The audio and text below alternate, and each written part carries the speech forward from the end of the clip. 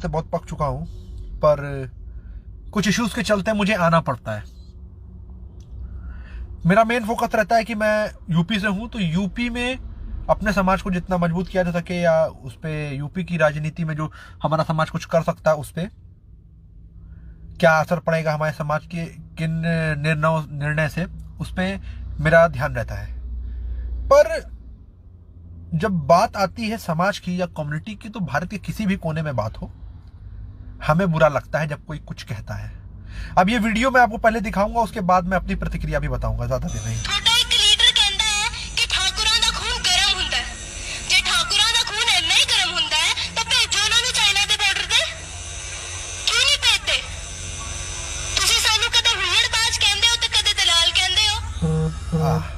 आप देखिएगा, मैं आप सबके समक्ष बात रखता हूं। हम क्षत्रिय हैं, राजपूत कहे जाते हैं, ठाकुर कहे जाते हैं, रीजनल बेसिस पे। ये खालिस्तान मूवमेंट की एक बंदी है, और ये हम क्षत्रियों को टारगेट कर रही है। इन लोगों ने अपना खालिस्तान मूवमेंट ये किसानों के सहारे चलाया, कि किसान आंदोलन किया, जिसके बारे में मुझे मालूम है कि बहुत से लोग पढ़ते भी नहीं होंगे, और ना ही मैं उस इशू के ऊपर उतना डिस्कशन करना चाहूंगा, क्योंकि मुझे नहीं लगता कि लोगों का बौद्धिक स्तर इतना ज्यादा है कि वो चीजों को समझ सकेंगे। लेकिन मैं स्पष्ट करना चाहूंगा, इसने बोला कि ठाकुर लोगों का बड़ा गर्मी है, अगर ठाकुर लोगों के खून में बहुत गर्मी है तो चाइना पे से लड़े, बॉर्डर से जाए, ये वो।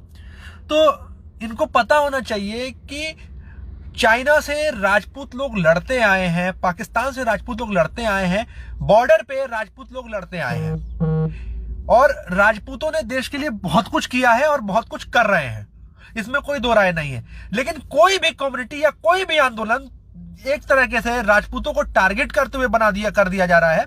इस राजनीति के ऊपर हमको ध्यान देना बहुत जरूरी है। पहली चीज, सभी के समक्ष मैं एक बात रख देना चाहता हूं कि मैं अपने कार्य में, अपने काम में बहुत व्यस्त हूं, और ऊपर वाले की दया से, मेरे पितरों की दया से बहुत ही मैं कुशल तरीके से अपना कार्य कर रहा हूं। आप सबको बताना चाहूंगा कि ठाकुर हैं और हम रखते हैं। तो ये जो खालिस्तान मूवमेंट चल रहा है या किसान आंदोलन चल रहा है, ये उस टाइम पे क्यों चल रहा है, मैं सवाल पूछना चाहूंगा। जब फसल कट चुकी है, बुआई हो चुकी है, तो ये किसान मूवमेंट इन लोगों ने शुरू कर दिया, जिसमें बड़े बड़े नेता लोग आए और अपनी नेतागिरी कर रहे हैं। अब इस बीच में ये राजपूत कम्युनिटी को टारगेट करती है। एक महिला इच्छाधारी किसान या इच्छाधारी जो भी है, ये इच्छाधारी जो भी है, ये इनको खालिस्तान चाहिए। देखिए, आपको खालिस्तान चाहिए, हम आपको खालिस्तान देने के लिए तैयार है। आप जाइए पाकिस्तान में कहीं पे भी खालिस्तान ले लीजिए। सिंध से पंजाब का हिस्सा, बहुत बड़ा हिस्सा, हमारे पास तो दोआबी है, तीनाब उधर है, तो आप चले जाइए उधर। 3 जगह में से कोई एक हिस्सा अगर आपको चाहिए, आप जगह चुनिए। हम भारत सरकार से अनुरोध करेंगे, नहीं तो हम फौज बना के चलते हैं, वहां पे आपको हम खालिस्तान दिलाते हैं। आप छोड़ दीजिए, आप पंजाब छोड़ दीजिए फिर हमारे लिए। आप लोगों ने एक हलवा पूरी कर रखा है, खालिस्तान चाहिए। 1% की भी पॉपुलेशन तुम्हारी है नहीं और तुमको खालिस्तान चाहिए। मैं सिख कम्युनिटी का बहुत सम्मान करता हूं, बहुत सम्मान करता हूं, लेकिन अगर तुम तुलना हमसे करते हो, तो आपके जो गुरु थे, उनको, गुरु गोविंद को, उनको बज्जर सिंह राठौर ने तलवार चलाना सिखाया। आपके 3 गुरु तो हमारे ही समुदाय से थे, बाकी जो थे वो भी राजपूत डिसेंट से ही निकले, ठीक है। और कहीं ना कहीं से आप लोग जिस तरह से क्षत्रियों को निरंतर निशाना बना रहे हो, या कह रहे हो, आपको पता होना चाहिए, आपको ये पता होना चाहिए कि अगर आप कोई आंदोलन कर रहे हैं या कुछ कर रहे हैं, तो उसके पीछे आपको पता होना चाहिए आप किसको टारगेट कर रहे हैं। क्षत्रियों ने ही आपकी सिख कम्युनिटी के लिए कितना बलिदान दिया, आपको पता होना चाहिए। आप क्या बंदा बहादुर की बात करते हैं? बंदा बहादुर तो राजपूत थे, मिन्हास राजपूत थे डोगरा रीजन के, उनके साथ तो आप लोगों ने खुद दगाबाजी कर दी, आप लोगों ने तो उनको नहीं छोड़ा। आप ये बता दीजिए ना कि बंदा बहादुर के खिलाफ सिख आर्मी क्यों लड़ी थी, आप ये बता दीजिए। गद्दारी की तो पहली लेख वहीं लिख गई।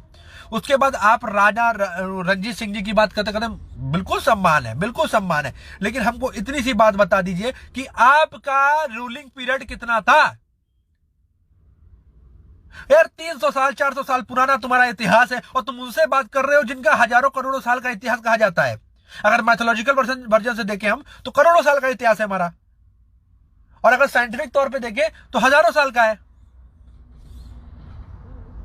तो इस चीज को आपको समझना चाहिए कि आप एक ऐसी कम्युनिटी को टारगेट कर रहे हैं जिसके कारण आप हैं।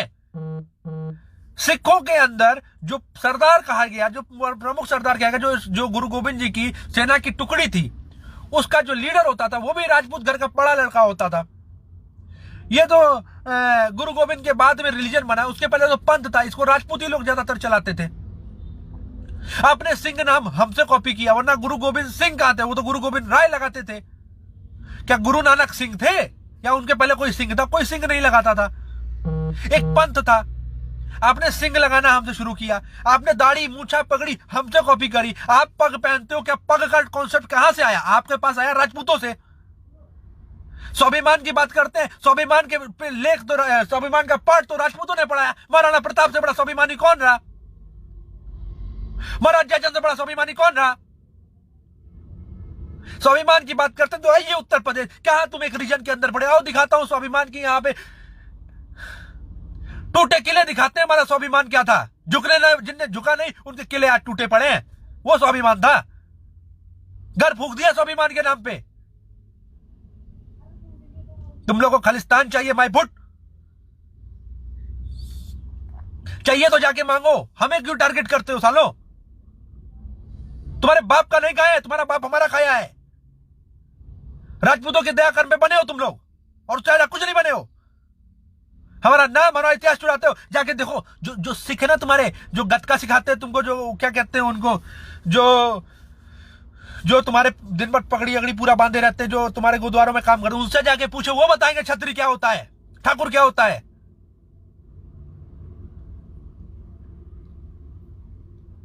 और कोई हम तुमसे रिकॉर्ड नहीं मांगते, कुछ मांगते नहीं है, लेकिन ये बेबात का अपमानित करना छोड़ दो तुम लोग,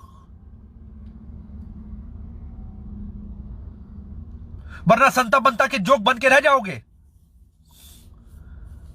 आ गए चले आए हैं। और मैं क्षत्रिय समाज से इतना बोलना चाहता हूं कि किसी समुदाय से हमें लड़ने की जरूरत नहीं है। हम सिर्फ और सिर्फ अपने समुदाय के ऊपर ध्यान दें। आपको लड़ने की जरूरत नहीं, लड़ने के लिए हम जैसे लोग घूम रहे हैं, हम लोग लड़ लेंगे।